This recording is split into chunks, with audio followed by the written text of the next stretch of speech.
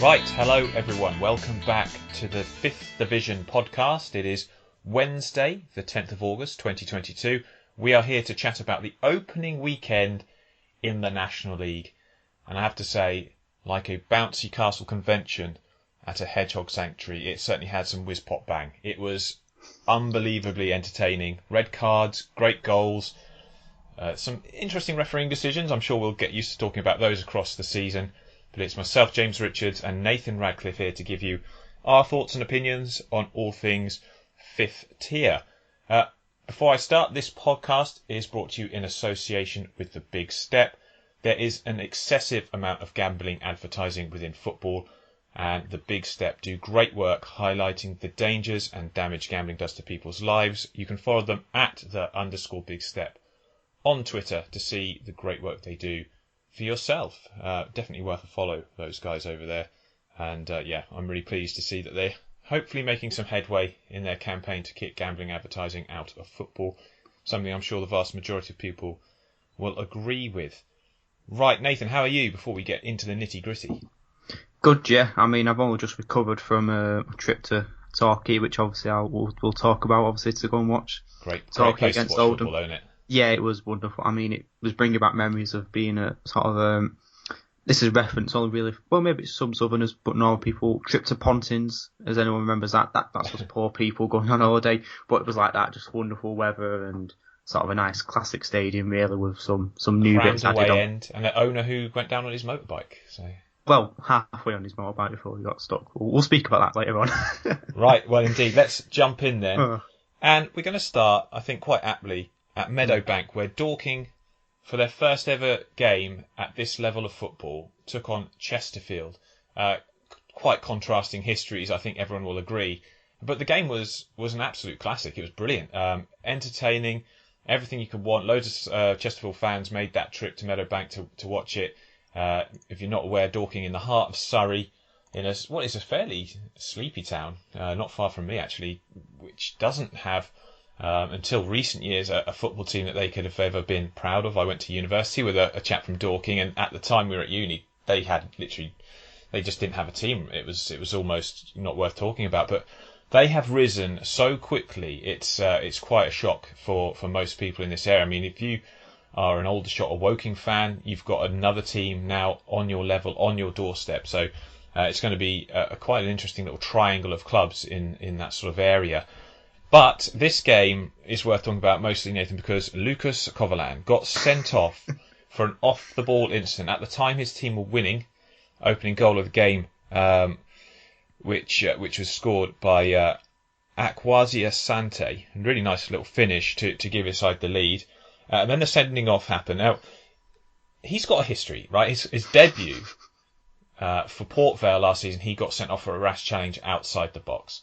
Darryl Clark lost his nut at him, but gave him the benefit of the doubt and put him back in. A few weeks later, he was sent off again for karate kicking Harry McCurdy. Now, I'm not going to talk about the ins and outs of karate kicking Harry McCurdy. I think there's some people who might think that's a good thing. That's up to you. But I certainly think that he showed a lack of discipline in that game, and Darryl Clark basically said, that's it, you're done with us, and he didn't play again. Paul Cook's going to have a very similar line of thinking. I mean, will he give him another chance? He probably will, but it was a stupid off-the-ball incident where it appears that there's no actual footage of it that I've seen, but he appeared to have stamped on a player who he clashed with when coming to clear a ball outside the box. It appeared he stood on him when heading back to his goal. Now, his gesture to the referee was suggesting that, I accidentally stood on him. But come on, honestly, I don't think anyone will believe that. And the problem with the boy who cries wolf is when you've got a history, it can be very, very difficult to take you at your word. So Chesterfield see their man sent off. They have no goalkeeper on the bench. So Ollie Banks takes the mantle, puts on the gloves, and actually did a reasonable job until he made a mistake allowing James McShane to equalise for the Wanderers. But before then, Amando Dobra had scored a really nice second goal for Chesterfield. I thought Chesterfield played really well, actually, until it all started to go wrong. And we know, as we talked about Dorking in our pre-season predictions, they're a side who score goals, especially at home. Nathan, this is really a tale, isn't it, of a goalkeeper who put his side in an unnecessary position, and in the end it bit them badly. Yeah, I mean it's an interesting one. Like I said, it's hard to sort of see on that sort of the highlights and stuff, so the little aftermath. But I think just the initial coming for the ball was stupid as well, because it's not like it was sort of like there were other players around him, obviously his defenders around him who could have dealt with the advancing Dorking play. So first of all, for him to come out and go for the ball in the first place, I think was a bit of a stupid decision. And then obviously they're jumping up and knocking him over, and then like I said, the alleged stamp and aftermath of that. Which obviously wasn't fully caught on the highlights and stuff, but I think that was just interesting. And then obviously Meadowbank's having to go and goal. The looking at the highlights, it's a bit like sort of a cutscene from a video game where you put your custom character in, 'cause it just doesn't look right. But to be fair to him, I think he did all right. Obviously, like I said, he made a little mistake for the goal, but we're not going to be criticising his goalkeeping. Obviously, I think any player is brave enough to say, I'll go and goal when an incident like that happens. And yeah, it was just a sort of it was one of them where obviously if that hadn't happened, obviously they were 1-0 up or whatever. I think Dorking would have still put himself out a bit. Matt scored a goal or two, but Chesterfield could have probably kicked on. I think Chesterfield, looking at the team, I really like that midfield pet of Darren Oldacre coming back, of course, against his old team. Signed from Dorking, was part of their successful season last year, and Ollie Banks in that midfield. And then they've supported by Asante. They've got Mandeville on that right hand side, and Amanda Dobra coming in off the left, and obviously Joe Quigley leading the line for them. They've got a very, very good team here, and they would have been comfortable, I think, seeing this game out potentially. You never know. Incidents change games, and in hindsight, you just can look back on what happened, but you can't really sort of hypothesise about what might have been. But yeah, Dorking did get back in the game, and funnily enough, Luke Moore, a bit of an AFC Wimbledon legend, been around the teams a lot in this area, especially. He got the equaliser, really nice finish, no chance or fault for Ollie Banks for that one. And then at the end, Chesterfield get another red card, and this one I didn't quite understand what the referee was doing, because he's gone and sent off Brandon Horton. Now Brandon Horton, if you haven't seen it, I think Jamie Grimes clearly is time wasting, and he rolls the ball deliberately past Horton so that Horton has to run and get it, and then the ref books Horton. I thought, well, why are you booking him, not Grimes? Pedantic and semantics maybe, but in the end, I think it's a good point for Chesterfield considering the circumstances, but it's certainly an opportunity wasted by a reckless decision by their goalkeeper. But congratulations to Dorking. Coming up, I think they had, what was the crowd? It was like 2,000 something or other, wasn't it? It was a sellout, as far as I can tell. I did have all the attendances written down. I have lost them, so that's just very professional. But yes, I was impressed, it has to be said, with Dorking. Yeah, 2,244, there you go. Plenty of away fans in there. I hope they enjoyed their day in Surrey. But yeah, good opening game to the season. Plenty of action. Dorking off the mark, getting goals that we said they would. And not without incident. It'll be interesting to see what happens to Lucas Coverland this season. He really is a last chance saloon. Wealdstone, we're going to talk about them next. They beat Bromley 3-2 in what was an absolutely fantastic game. I think Stuart Maynard will be delighted with his side holding out against a really good Bromley side, who obviously got the obligatory Michael Cheek goal to get his account open for the season. But Olafella Olamola scoring, a guy they've brought in. He's a good player, right? He's been around the leagues a bit. He came through Southampton's academy, impressed on a loan spell at Yeovil before. Several different sides picked him up. He obviously was at Scunthorpe. It didn't really work out for him there. He got injured. He went to Hartlepool. Didn't feature much there either. So he's been around some teams, not really found a home. I hope this move will be successful for them, because he needs a good season. But this was a really good end-to-end game of football. I think Grosvenor Vale is the home ground. It's a tight little space. It's I think they had over 1,000 in there watching this. And Bromley are, I think, the better team, just generally looking at the squad. But Wealdstone, if they're going to start this season, need to have a good home record. They're going to need to be able to be a bit tighter at the back. But I think one thing that I would say watching the highlights, Nathan, is that Rhys Charles Cook, the goalkeeper for Bromley, actually made some really stunning saves. And Wealdstone, you could argue, were absolutely deserving of the 3 points. Yeah, like what you said, I think you mentioned obviously Olamola before as well. I think obviously, you spoke about where he's been, and he's had the spells where he's shown what he can do and then not shown what he can do. But I think, based off this game, obviously he had his goal to put the 1-0 up, and then he had a really, really good header, which I think the ball came from, I think it was a free kick, which Charles Cook made absolutely fantastic save to put over. So he could have had a second there as well and stuff like that. So I think that obviously shows what he could do. If he keeps that type of thing up, then, I think we were sort of saying like, well, Wealdstone need goals, and it's going to come from someone. It's going to have to be this guy, and if he keeps that type of thing up, he'll be doing as well. But headers as well, obviously cheap. His mandatory goal, like we said. Omar Sawamni, unbelievable header. Yeah. Nothing you can do about that. I've actually met him. He is scarily tall. Omar. He was at Colchester when they were down at Crawley, and I was covering the game, and I asked him for a photo as he came off, and he literally towered over me. I've got the photo somewhere, and it's ridiculous. He's about 6'7" or 8", something like that. Really man mountain. He had a decent game at the back, but I look at this Wealdstone team, and I especially like I think we talked about it, the business they've done. Obviously, they had Tarain Alarakia on that left-hand side. Olamola was leading the line with Max Kresma behind him, and then on the right they had Malachi Napa, an Oxford United academy youngster who is tricky, pacey, always looked like he could have a good career somewhere in the lower leagues, and I hope he does it here. One signing I think I was very sort of surprised they got him was Alaraweri coming in on loan from Charlton, a really highly rated youngster at the Valley. He is a centre-back partner for Jack Cook, it appears, this season for Wealdstone, and he did very well. And Jack Cook getting the winner after a Reece Brown penalty as well for Wealdstone, who get off their campaign to a victory. So very impressed with them. Nathan, Notts County, 3-0 win. Macaulay Langstaff looking absolutely excellent. What were your thoughts on the opening day for the Magpies? Because we have concerns about Maidenhead, but I think their season won't be defined by results at Meadow Lane, will they?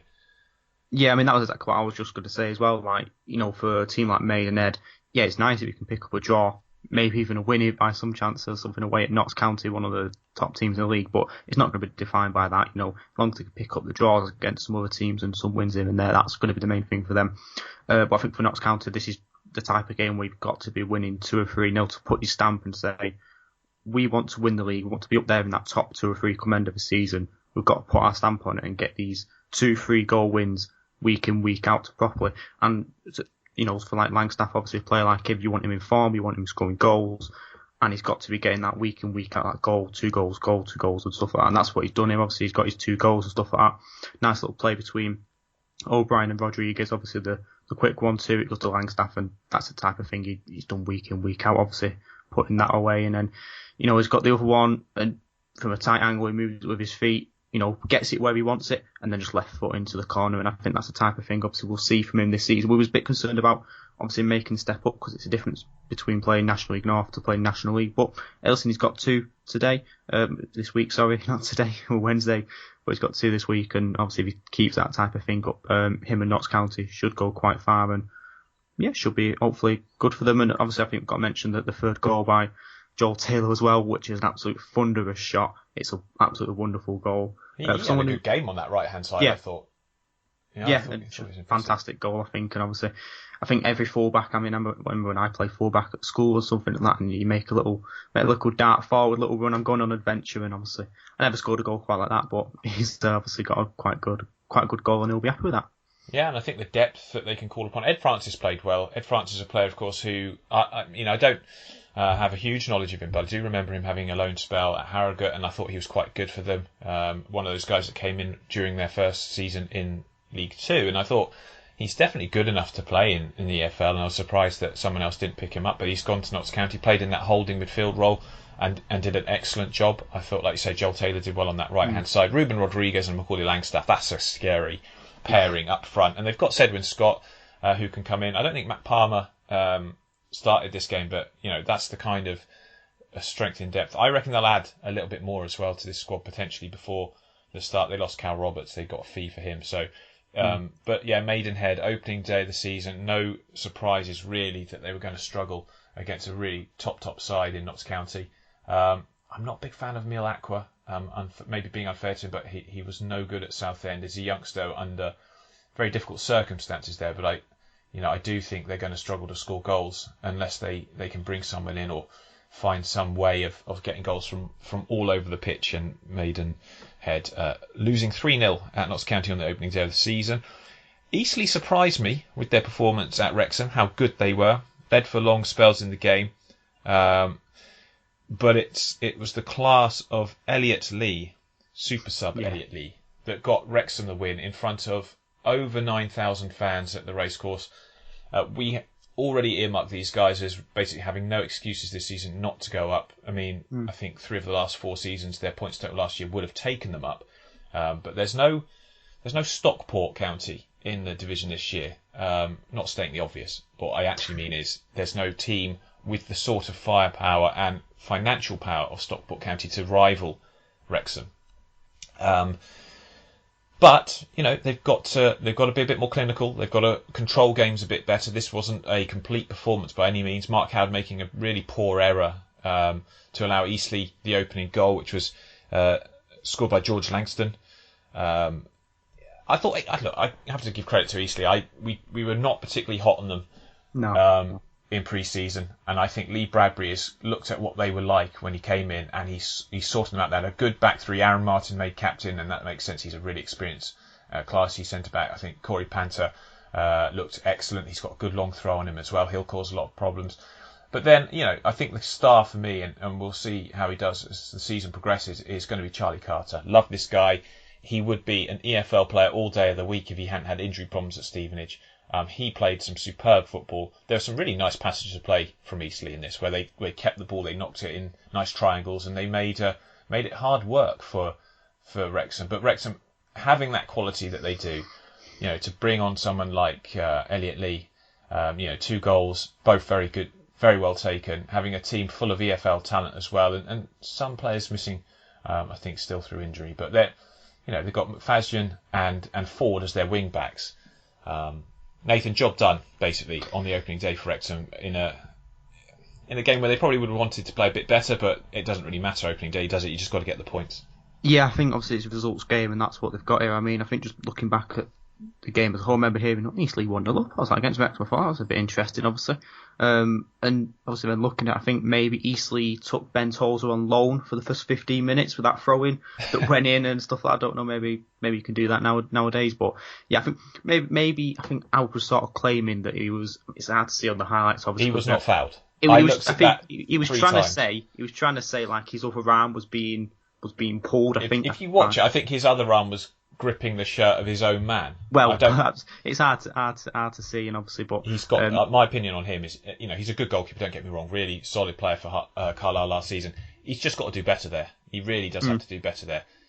I know long throws can be problematic for goalkeepers, especially where they're right down your throat. But that was just a poor error, and Eastleigh will utilise, I think, that this season quite often. Yeah, as well, and I think obviously you mentioned there Elliot Lee. I mean, I think that the goal where I think it was Palmer who sort of backheeled it or passed it to him, and it's absolutely wonderful. There's some really sort of aesthetically pleasing goals in this week, and I think that's one of them where we just hit it and it just goes in and stuff. And I think obviously 2 goals for him. I think what a way to sort of introduce yourself as well as a sort of new signing, to sort of say, well, hey, listen, this is what I can do. This is what I'm going to do for you guys. So I think that's always good as a new signing to get off with 2 goals and stuff like that. So.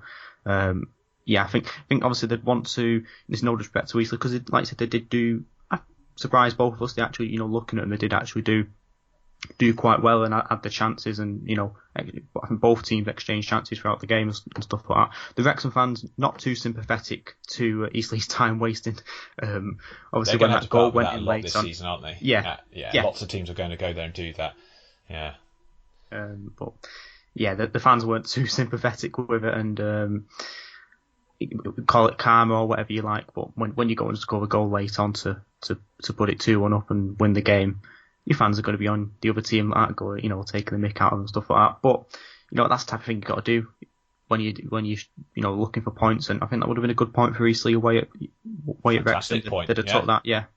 I don't think many teams will go to the racecourse and do that much more than Eastleigh could in that opening game, really. They're going to get a lot of stick, Wrexham, because they're Hollywood Wrexham, aren't they? Let's be honest. They're spending money. They're bringing in quality players who are, it's without the money, they're not going to go to Wrexham. No disrespect, because it's the level, not the club. I think the club's an excellent club, and you can see the potential there.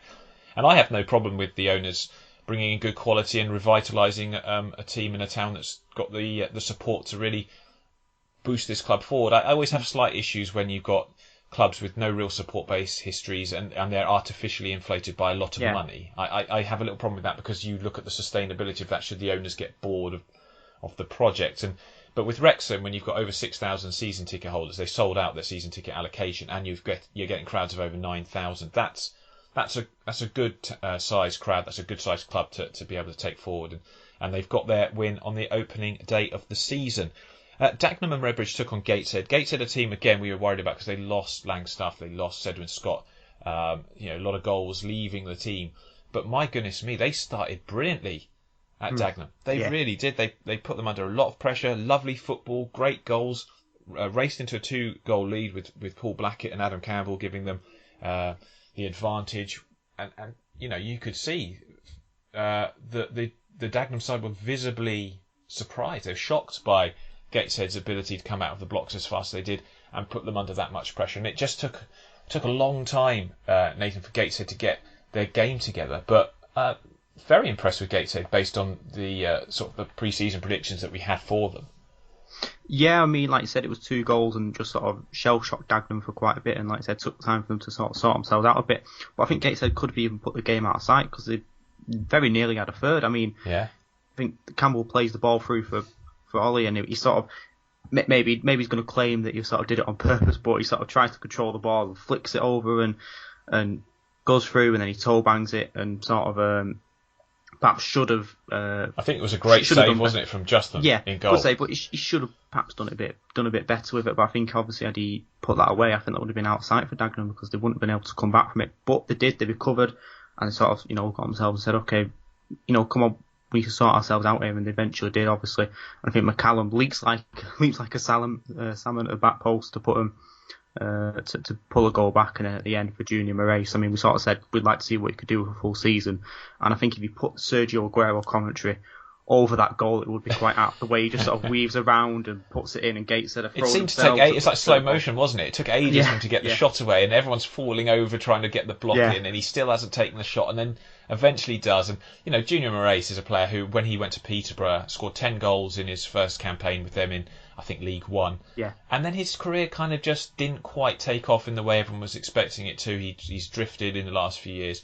But I think if he can become a sort of a key part of this Dagenham side, I mean, when you've got Paul McCallum and Junior Moraes as strikers at this level, that's very good, to be honest. And Joshua Walker's no slouch. They've got 3 strikers in this team who I think will be really, really impressive. I actually thought Robinson did well for Dagenham. I thought he dragged them up the pitch on that, making runs on that left-hand side, and that's what they were lacking a little bit. They didn't really have someone to get them up the pitch. And I thought also Moussa Gaff, ex-Carlisle midfielder, gave them a bit more control in that second half, which Gateshead struggled with. And I think the key thing for this was that Paul McCallum scored, didn't he, near the end of the first half to give them something to cling on to. I know he missed the penalty as well. Yeah. Really poor penalty as well. Just like a short run up and side foot. I think, give credit to the keeper. But honestly, I don't just smash them. Like these guys who do these weird run ups.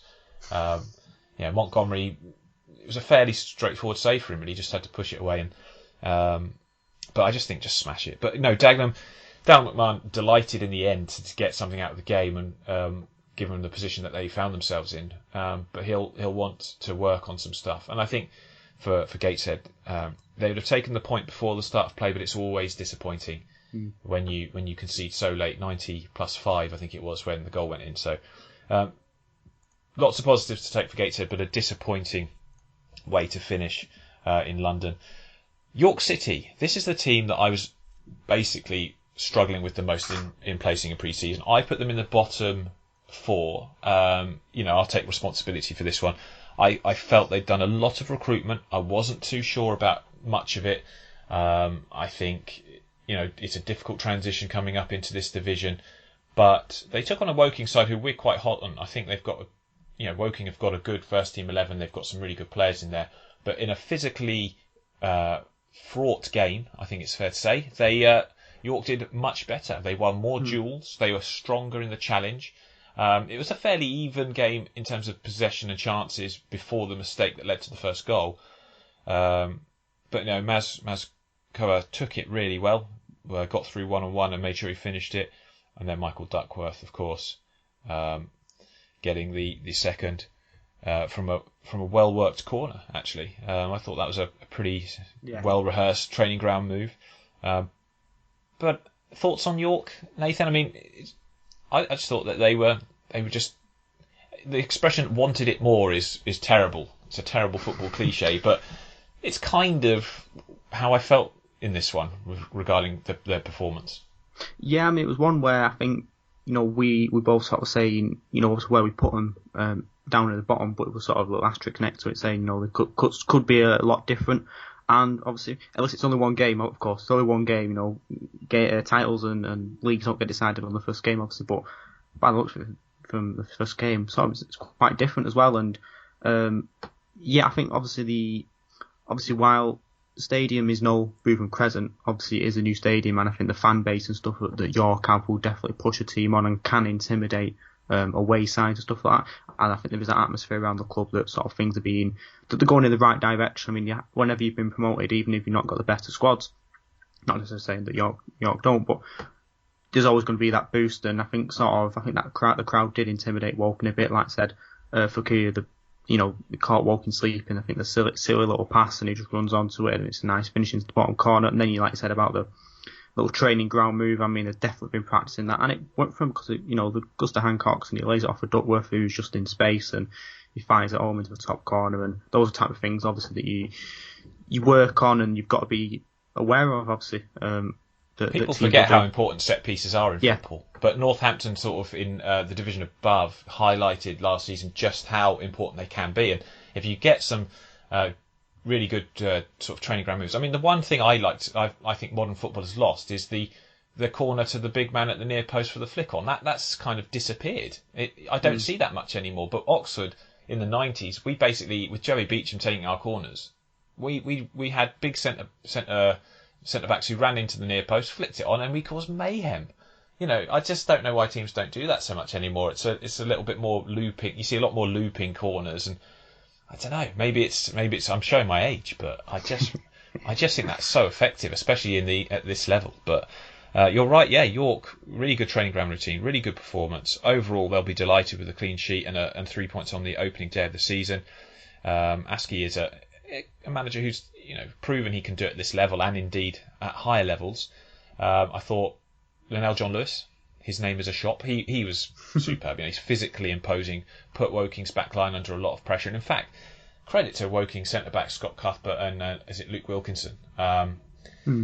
They made this game much more competitive than it perhaps could have been. I think York maybe would have been a bit more out of sight at times if it wasn't for those two. They were very good, but yeah, a lot to work on for the Cardinals in as much as they just didn't really show what we know they're capable of. I just thought they poor. They really didn't feed Padraig Amond with much opportunities, and you're going to have to do that in a season where he's your talisman, and he's definitely going to be the main goal getter. But yeah, great start to the season for York. Not such a great start to the season for Southend or Jake Hyde. We talked about Jake Hyde and the transfer in on loan from Wrexham in the deal that saw Sam Dolby go the other way. He lasted, Nathan, 11 minutes before getting injured with a hamstring, it appears. Yeah, it's sort of thing has been talked about, obviously, these injuries and stuff, and it's not the best of starts, obviously, but hopefully, like I said, it's nothing that serious, and it's not going to be a massive sort of injury. Hamstrings injuries are less than more physio, but they can be sometimes a bit longer, sometimes a bit short. So hopefully it's on the short side and he'll be back sort of fit. But yeah, Southend against Bournemouth, a bit of a game where there's sort of more cards and bloody card factory here, and more cards and goals for sure. It was a interesting one. I mean, obviously the injuries, we'll touch on it later on as well with other games. Injuries to your key players are never good at the start of the game. It forces it as a manager, it forces you to sort of be like, oh no, what am I meant to do here now? My main guy's gone off, so it forces you to change your plans and stuff like that, which is never good, obviously, for the players who've had it drilled into them all week. This is what you're going to do X, Y, and Z or whatever. But I think, for the goal for Bournemouth, Dion Kelly-Evans, put it into Danny Newton, I think the player, obviously quite well, you've seen him seen him before. And had him on the podcast as well. Yeah, and went in, slid it home, and that's just right place, right time type of thing. Put it in there and stuff like that to put you 1-0 up. But I think the main talking points from the games are the cards, like I said, from Card Factory, and Lovu's first yellow. I think some would even argue perhaps even could have even been a red. Some people would argue, but I think it's just a stupid challenge. He shouldn't have been making it in the first place. Probably so after that, you've got to be really careful, haven't you? And he wasn't. Yeah. He wasn't careful, and then the second yellow, you can't really see it on the video, but apparently it's for like an arm, like sort of elbowing type of thing, and what you see on the video does line up with that he's just sort of battling with a player, and obviously according to the Twitter feeds of the clubs, he's elbowed someone or in some kind of way used his arm, and you can't really be doing that obviously because, again, another one, somebody even gives straight reds for elbows and stuff like that, so when you've had two yellow cards like that, you're definitely going for an early shower, and that's what he did, and then obviously late on, Dion Kelly-Evans, the referee's about 2 centimetres away. You can't be doing stuff like that. You can't be going in there with your feet sliding in. So it's another one where we sort of spoke about Coughlin before, discipline. Perhaps another one with these, like maybe they need to look at themselves a bit and be like... Well, that's disappointing, because you've put yourself in a hole for the game number 2, because you've got 2 players that you're now going to have to replace in the lineup. I mean, I did think Bournemouth did really well in the transfer window to bring in Jack Payne. Crawley Jack Payne, ex-Eastleigh Jack Payne, not current Charlton midfielder Jack Payne. But he's a great player. I watched him play a lot, Crawley, last season, and he's a League 2 midfielder in my mind. He could have stayed in that division easily. Full of energy, great in the tackle, doesn't ever give up a lost cause, and I think they've picked him up and he will sit in that midfield. He was alongside Mark Ricketts in this one. Obviously, Mark Ricketts a bit of a non-league mainstay, been with Woking and other sides, and I just thought they look quite good, hard to break down. I don't think Southend need recruitment in the attacking areas. That's very, very obvious, especially if Hyde's out for any length of time. Ray came in and should have probably scored. That header that he had was not bad at all, and I thought Callum Powell looked quite good when he came on, but they just lacked a cutting edge. And I think when you're down, you're playing against 10 men and then 9 men. Not necessarily for very long in the match, but they'll probably be disappointed that they didn't get something out of the game and impose themselves a little bit more. But I don't know. I think Southend won't, again, early days, first game of the season, obviously disappointing. But Bournemouth will be delighted they've gone there and picked up 3 points considering the cards and the circumstances. And nice to see Danny Newton score. He's a really honest lad, good hard worker, and deserves all the opportunities he gets in football because it took him a while to get into the game. Scunthorpe, 2-1 win, opening day of the season. The side that finished bottom of the EFL last season. We were very worried about them. Yeah. But I actually thought, Jacob Butterfield is clearly a level above the National League. He was so good in this game. Andy Boyce, I wasn't too sure about as a signing, but he was superb as well. I think probably my man of the match from this one. Scored a goal, really impressive header. He actually missed one just before netting. And I think Yeovil just took a little bit too long to get going. They weren't very good in the first half, but they were very dominant for the last 25 minutes or so when they started to really push forward and go for it. It took them a while to loosen up. I think, you could argue they deserved something from the game, but I think Scunthorpe created some really nice chances. And overall, Nathan, I think Scunthorpe to win an opening game of the season, that's their first opening day victory since like 2018 or 2019. It's something I did look it up because I was quite surprised that they got off to that victory. So that's their first opening day win of the season since 2019 when they beat Coventry City 2-1 away from home. Now I would assume it's at the Ricoh, but Coventry have been playing it all over the place, so it might have been in Northampton, I'm not sure. But yeah, a win for Scunthorpe, Nathan. Very good stuff. To be fair, Norwich Scunthorpe, it's probably their first win ever since 2019 with the way they've been over the last few seasons. I'm saying that as a Northern fan. No, it's one of them. I was looking at it, I was a bit shocked, Scunthorpe, but I think that's probably the type of result that you need to sort of, because especially when we spoke about obviously the preview, is that when the club is the way it is and there's a takeover that felt, didn't like it was going to happen. Although I think what I've heard recently, I'm not fully 100% clued up on it. There could be something that's now happening with that, but we'll remain to see what will happen. But with Scunthorpe, you can get into that point where the ownership, and it can just drag a club down. We've seen that with clubs in the past where the ownership, and you just get sunk in at the National League. So I think a victory on the opening day is a good morale booster to sort of say, hey, we can win football games. And like you said, with the signings that have come in, Jacob Butterfield and obviously the level that he's played at before, I think his goal was quite funny because it's like there's a force field around him where he just pushes all the Yeovil players away. Worst defending ever, let's be honest. Yeah, because none of them were going worst defending, of course, but he still had to take advantage of it. You can have bad defending, but if you don't take advantage of the bad defending, then you don't score. But like I said, the force field, he just runs through and nobody challenges for it. All you want to have is somebody to go in. You've got to press him at some point. Like, they just backed off until... Stick a leg in and, move I think Ben away. Richards Everton was in the stand by the time the ball went in yeah. there.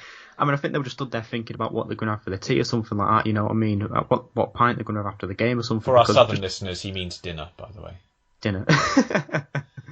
But yeah, he was just sort of like running through and bangs it in and stuff like that. And like I said, the header from Boyce as well was quite a good one. Obviously, a game on TV as well, which I think as well will... For Scunthorpe, there's always that pressure of being on TV. Listen, it's not a Champions League final by any stretch, but it's still obviously you're going to be on TV, you're going to have the cameras in your faces and stuff like that, which can obviously play different. Obviously, it gets played at it's like 5:20 or whatever it is kickoff. So I think that's obviously good for them to get used to that, because if they're going to be a side that they want to be up there, obviously every side wants to be up there. We'll remains to be seen what will happen. Then they're going to be on TV quite a lot. And stuff I like that. think their first team 11 is pretty good, actually, looking at what they've put together. Elliot Whitehouse and Butterfield in midfield. Feeney's got experience playing on that far side. Beeston is one of the youngsters who came through. Colin Daniel, obviously, question marks over whether he's still EFL level, but he's always a player that I've had a lot of time for. And I think Boyce and Taft as centre-backs will do more than okay for Scunthorpe this season. Yeovil, they lost Tom Knowles. They lack a little bit, but they've got players like Lawson Dath, who's out injured at the moment, and he'll certainly add a bit of quality when he gets back on the pitch. But yeah, I thought there was enough signs. I mean, obviously, Record getting the goal, and he had a couple of good chances. I thought he had a good game on that left-hand side.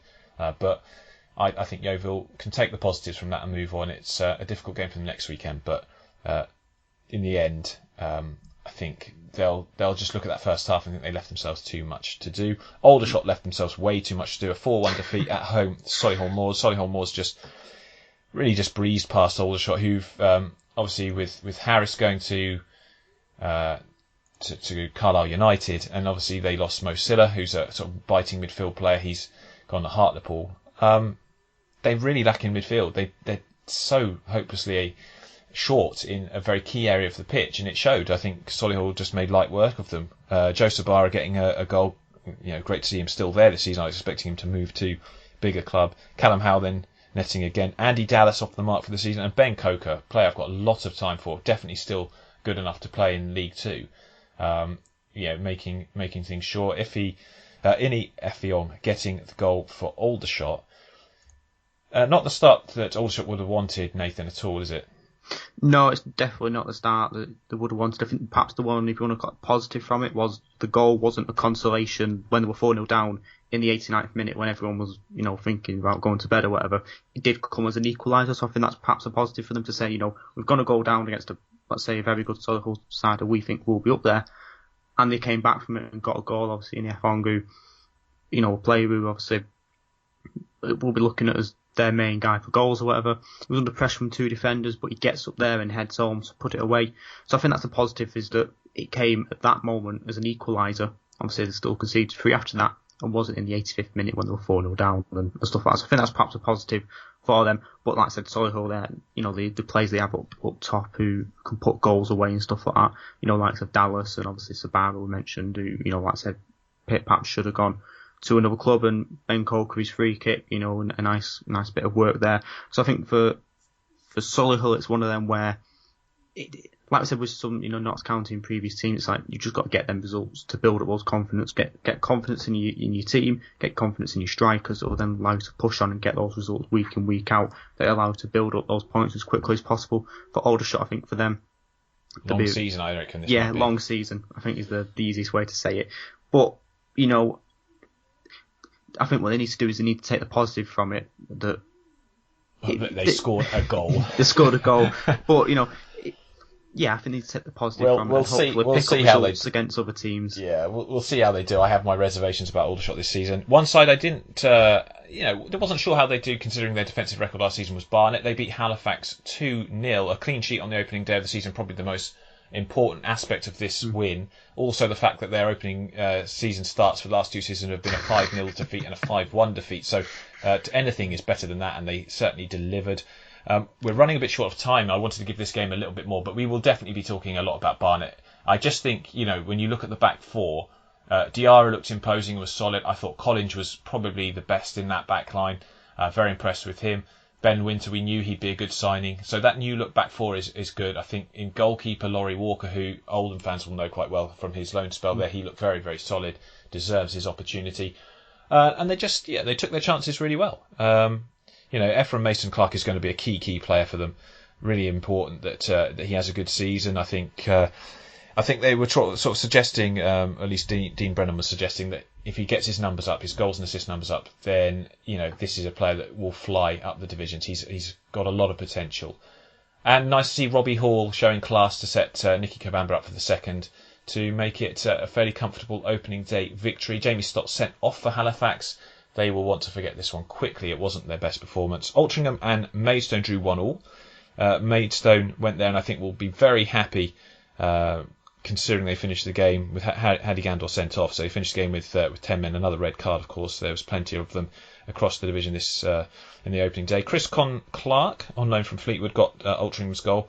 Brockbank sort of swung rather lackadaisically at a cross and put it in his own net to get Maidstone's goal. But for their first game as a full-time club, I thought Altrincham deserved the win, actually. I think Maidstone will take that all day long because obviously they had 10 men, and I just think they were under a lot of pressure, but a decent start for both sides. And then very briefly, Nathan, Torquay 0, Oldham 0. A decent point for Oldham on the opening day, really, considering all the sort of difficulties they've had over the summer. Yeah, it was one of them. I think Torquay came out first 10 or 15 minutes and were just sort of properly at it and properly going for it properly. And it was sort of a bit like, bloody hell, sort of under the cosh here. We're sort of having it a bit. I think Will Goodwin early on was sort of creating chances, had a few shots off and was sort of, being the main guy for Torquay. Obviously, Corey Andrews going off injured, I think probably killed that for Torquay. The fact, obviously, one of their guys who looking to for goals as well, he went off injured. So obviously, like I said before, that's never good. Obviously, when a player goes off injured early on up front, it sort of kills your plans. But I think for Oldham as well, one of them, especially after that early 15 minutes, came into it, and Hallam Hope really should score that goal. Yeah, he should. I think everyone will say that he should score that. Awful first touch. Yeah, not the best of first touches, but then I think as well the game goes on and. Some of it isn't on the highlights, but obviously I saw because there was an very interesting sort of kick-off glitch-esque sort of start to the second half by Torquay, where they had about 7 players on the left-hand side to pump it forward. It had a half-chance shot at goal or whatever. But I think for Oldham, I think the main thing is we're talking about need goals and we'll need someone up top because they were creating lots of chances via Dangard. He obviously got sent off for strange. You just can't be doing challenges like that. Second yellow card, and then. Fondop came on, who I thought was excellent, and I think he's put himself in contention to be starting next week. The fact is, easy 2 or 3 chances, that he created with his strength and shots off on goal, and was unlucky not to score. Really, I think had Gardner not been sent off, Oldham could have been looking at a win there and probably, would have definitely deserved it. So I think for Torquay, wait for them. I think they need to see Corey Andrews something and how they do basically when you don't have your game plan ripped up after 15 minutes, and I think for Oldham it's a case of if you can get these goals, creating all the chances, doing everything brilliant in defence and midfield, if you get something up top, then something good will happen. So I think both sides will be say a point, we'll take that. And move on to the next to the next and game. Recover from it and improve for the next games. Yeah. Well, thank you. That's it. We are out of time. We're trying to keep these podcasts at a sort of a strictly listenable level because I do have a habit of sometimes letting them go on too long. But thank you for listening. Hope you've enjoyed it. We'll be doing this weekly throughout the season, covering the best 5th tier in the world. And it really is. And wherever your team is next weekend, enjoy it. Enjoy this heat wave. Stay safe though. It is ridiculously hot. And we'll be back next week. Thanks for your input today, Nathan. Yeah, no problem. And we'll see you all soon.